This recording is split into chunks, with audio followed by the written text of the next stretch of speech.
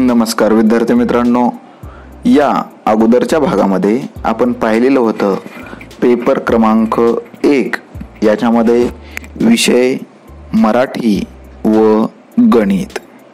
तर आजच्या भागामध्ये आज आपण पाहणार आहोत विद्यार्थी मित्रांनो पूर्व उच्च प्राथमिक शिष्यवृत्ती परीक्षा इयत्ता 5वी करिता अभ्यासक्रम, म्हणजेच हा जो आहे हा पेपर क्रमांक 2. विद्यार्थी मित्रांनो, हा पेपर क्रमांक 2 आहे. पेपर क्रमांक 2 मधील आपण आजचा जो काही विषय आहे तो विषय आज आपण या ठिकाणी पाहणार आहोत. विषय इंग्रजी याचा अभ्यासक्रम आज आपण या ठिकाणी पाहणार आहोत. तर या ठिकाणी एकूण 25 प्रश्न विचारले जातील इंग्रजी या विषयाचे, आणि याच्यासाठी जो काही गुण असणार आहेत तर याच्यासाठी एकूण गुण आहेत 50.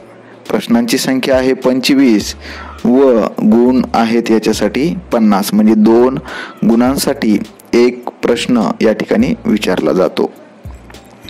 तर याच्यामध्ये फर्स्ट नंबर जो युनिट आहे तो आहे पहा, लेटर्स ऑफ अल्फाबेट. याच्यामध्ये associating the name of a letter with its sound. Second sub unit formation of words using given alphabets. हे 2 सब युनिट्स या ठिकाणी दिलेले आहेत. तर याच्यासाठी जे काही वेटेज ठेवण्यात आलेलं आहे विद्यार्थी मित्रांनो, हे वेटेज आहे 4%. म्हणजेच विद्यार्थी मित्रांनो, लेटर्स ऑफ अल्फाबेट या घटकावरती एकूण एक प्रश्न विचारला जाणार आहे व तो प्रश्न 2 गुणांचा असणार आहे. एकूण एकच प्रश्न या घटकावरती विचारला जाणार आहे. यानंतर पुढील जो घटक आहे तो म्हणजे व्होकॅब्युलरी आहे. पुढील सेकंड जो टॉपिक आहे, युनिट आहे, तो म्हणजे व्होकॅब्युलरी. याच्यामध्ये सब युनिट्स आहेत.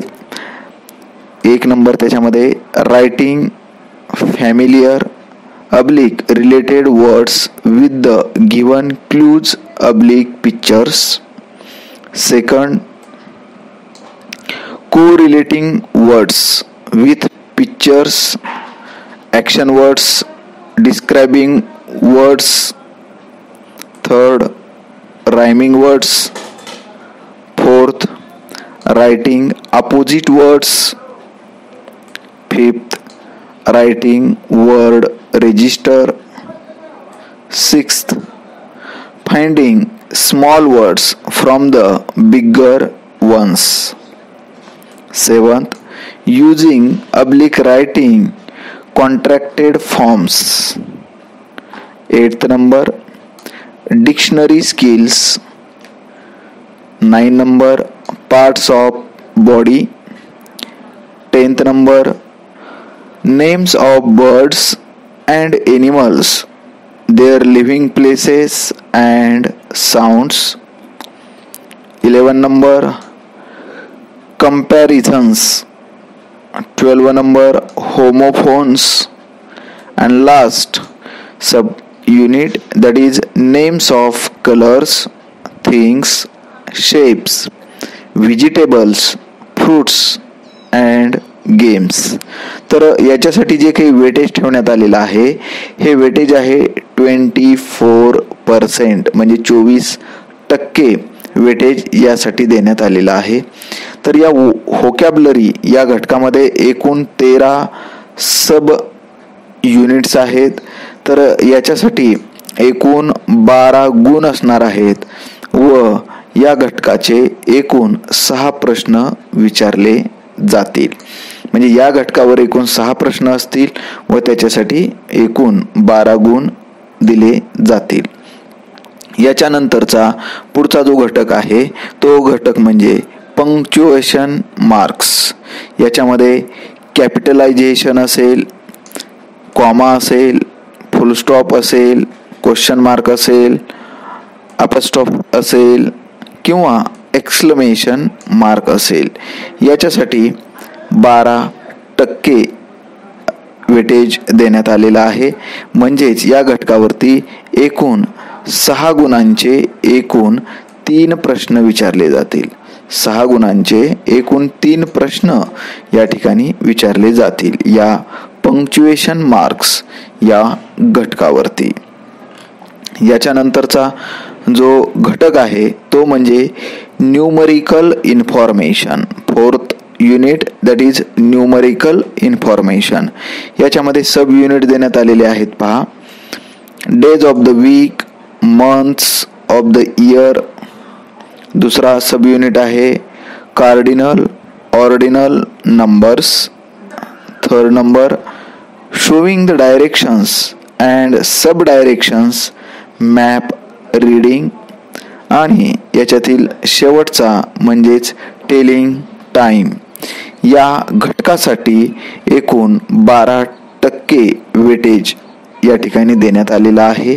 म्हणजेच याही घटकावर एकूण 3 प्रश्न विचारले जातील व ते 6 गुणांसाठी विचारले जातील. याच्यानंतर आहे क्रिएटिव्ह थिंकिंग. क्रिएटिव्ह थिंकिंग याच्यामध्ये पहा, ॲडव्हर्टाइजमेंट्स, मोटोज, मेसेजेस हा एक सब युनिट असेल. त्यानंतर solving puzzles with the given clues.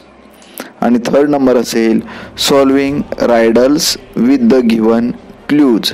याच्यासाठी सुद्धा 12% वेटेज या ठिकाणी देण्यात आलेलं आहे. म्हणजेच 3 प्रश्न व 6 गुण असतील याही ठिकाणी. यानंतरचा पुढचा जो घटक आहे तो म्हणजे स्टॉक एक्सप्रेशन्स. याच्यामध्ये ग्रीटिंग्ज असतील, सिकिंग परमिशन असेल, मेकिंग रिक्वेस्ट असेल किंवा correlation between instructions, expressions and pictures हे उपघटक याच्यामध्ये येतील व याच्यासाठी सुद्धा 12% वेटेज या ठिकाणी देण्यात आलेलं आहे. तर या घटकामध्ये एकूण 3 प्रश्न हे 6 गुणांसाठी विचारले जातील. यानंतरचा पुढचा घटक आहे मिससेलेन्सियस. तर या घटकामध्ये एकूण 6 उपघटक या ठिकाणी देण्यात आलेले आहेत. याच्यामध्ये 1 नंबरचा आहे आर्टिकल्स, 2nd नंबर आहे prepositions, 3rd adjectives, 4th ॲडवर्ब्स, 5th sentence formation म्हणजेच टेन्सेस व शेवटचा याच्यातील घटक आहे सिंग्युलर अँड प्लुरल. व याच्यासाठी 12%च वेटेज या ठिकाणी देण्यात आलेलं आहे. म्हणजेच याही घटकावरती एकूण 3 प्रश्न हे 6 गुणांसाठी विचारले जातील. व याच्यातील जो शेवटचा घटक आहे तो म्हणजे कॉम्प्रेहेन्शन रीडिंग स्किल. याच्यामध्ये प्रोज अप टू 30 वर्ड्स हा उपघटक याच्यामध्ये असणार आहे व याच्यासाठी सुद्धा एकूण 12% वेटेज देण्यात आलेला आहे. म्हणजेच या घटकावरती सुद्धा 3 प्रश्न हे 6 गुणांसाठी विचारले जातील. तर विद्यार्थी मित्रांनो, हा जो काही अभ्यासक्रम होता हा अभ्यासक्रम महाराष्ट्र राज्य परीक्षा परिषद पुणे यांच्यामार्फत निश्चित करण्यात आलेला आहे. तर पेपर क्रमांक 2 मधील आपण बुद्धिमत्ता या घटकाची माहिती आता या ठिकाणी पाहणार आहोत. यानंतर आपण याच्यातील बुद्धिमत्ता चाचणी या घटकाविषयीचा अभ्यासक्रम या ठिकाणी पाहणार आहोत. तर पेपर क्रमांक 2 मध्ये एक पहिला जो पेपर असतो तो तृतीय भाषा इंग्रजी व दुसरा पेपर याच्यातील विषय असतो बुद्धिमत्ता चाचणी. तर या बुद्धिमत्ता चाचणीतील आपण या ठिकाणी पहिला जो घटक आहे याच्यामध्ये आकलन हे देण्यात आलेलं आहे. तर या आकलन या घटकामध्ये उपघटक आहेत सूचना पालन, जोडाक्षरे, अक्षर, शब्द. दुसरा उपघटक आहे संख्या मालिका व तिसरा उपघटक या ठिकाणी देण्यात आलेला आहे इंग्रजी अक्षरमाला. याच्यासाठी जो काही भारांश देण्यात आलेला आहे हा भारांश 8% असणार आहे. म्हणजेच विद्यार्थी मित्रांनो, या घटकावरती एकूण प्रश्न जे असतील ते 4 प्रश्न असतील व या 4 प्रश्नांसाठी एकूण गुण 8 असतील. याच्यानंतर दुसरा जो घटक आहे बुद्धिमत्ता चाचणीतील वर्गीकरण. तर या वर्गीकरणामध्ये शब्दसंग्रह असेल, आकृत्या असतील, संख्या असतील, या घटकांवरती या उपघटकांवरती वर्गीकरण या घटकाचे प्रश्न विचारले जातील. याच्यासाठीचा जो काही भारांश आहे हा भारांश 10% आहे. हा 10% जो काही भारांश आहे या 10% भारांशामध्ये म्हणजे या वर्गीकरण या घटकाचे एकूण 5 प्रश्न असतील व त्यासाठी एकूण 10 गुण दिलेले असतील. म्हणजेच प्रत्येकी 2 गुणांसाठी एक प्रश्न या ठिकाणी विचारला जाणार आहे. यानंतरचा पुढचा घटक आहे क्रम ओळखणे. या क्रम ओळखणे या घटकातील जे काही उपघटक आहेत याच्यामध्ये संख्या मालिका, आकृत्यांची मालिका, चिन्हांची मालिका असेल किंवा याच्यातील चुकीचे पद ओळखणे हा भाग या ठिकाणी असेल. तर यासाठी सुद्धा 10% भारांश या ठिकाणी देण्यात आलेला आहे. म्हणजेच याही ठिकाणी एकूण प्रश्न 5 असतील व त्यासाठी गुण हे 10 असतील. यानंतरचा पुढचा जो घटक आहे तर्कसंगती व अनुमान. यामध्ये एक भाषिक, यामध्ये वय असेल, तुलना, नावात बदल, नाती असतील. यानंतरचा पुढचा जो घटक असणार आहे तो म्हणजे अभाषिक. यामध्ये आकृत्या मोजणे, त्रिकोण मोजणे, चौकोन मोजणे, घनाकृती ठोकळे मोजणे इत्यादी घटक यामध्ये विचारले जातात. तर यामध्ये एकूण 6 प्रश्न विचारले जातील हे 12 गुणांसाठी. एकूण प्रश्नांची संख्या असणार आहे 6 व यासाठीचे जे काही गुण आहेत ते 12. यानंतरचा पुढचा जो घटक आहे तो म्हणजे प्रतिबिंब व प्रतिमा. प्रतिबिंब व प्रतिमा यामध्ये पहा, पहिला जो घटक आहे आरशातील प्रतिमा. यामध्ये आकृत्या असतील, अंक असतील, अक्षरे असतील व दुसरा जो घटक आहे तो म्हणजे जलप्रतिबिंब. यामध्ये सुद्धा पहा आकृत्या असतील, अंक, अक्षरे. तर विद्यार्थी मित्रांनो, आपणाला सांगावयास एक आनंद वाटतो की हे जे प्रतिबिंब असेल, प्रतिमा असेल, या घटकावरती याला 8% भारांश देण्यात आलेला आहे. म्हणजेच या घटकावरती एकूण प्रश्न 4 असतील व याच्यासाठी एकूण गुण 8 असतील. जर आपणाला हे 8च्या 8 गुण जर मिळवायचे असतील तर यासाठी आपण आरशातील प्रतिमा व जलप्रतिबिंब या घटकावरती व्हिडिओ तयार केलेला आहे व या व्हिडिओच्या माध्यमातून आपण पैकीच्या पैकी गुण कसे मिळवायचे ते आपणाला या व्हिडिओच्या माध्यमातून समजणार आहे. कारण व्हिडिओच्या माध्यमातून आपण एक अशी ट्रिक सांगितलेली आहे विद्यार्थ्यांना की ती ट्रिक आपणाला कायमस्वरूपी लक्षात राहणार आहे. जेणेकरून की माझी मुलगी इयत्ता 2रीला असून सुद्धा तिने या घटकावरचे जे काही इयत्ता 5वी स्कॉलरशिप असेल, इयत्ता 8वी स्कॉलरशिप असेल किंवा NMMS असेल, ज्या काही स्पर्धा परीक्षा आहेत या घटकावरचे जे काही प्रश्न आहेत विद्यार्थी मित्रांनो, ते प्रश्न अगदी अचूक सोडवलेले आहेत.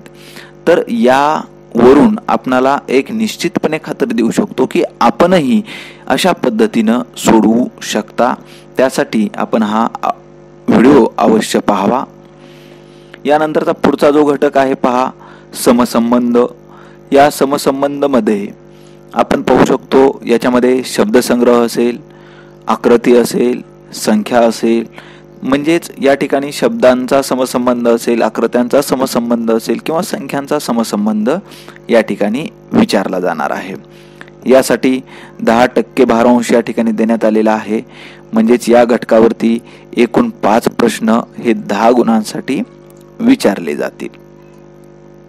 यानंतरचा पुढचा जो घटक आहे यामध्ये समान पद ओळखणे.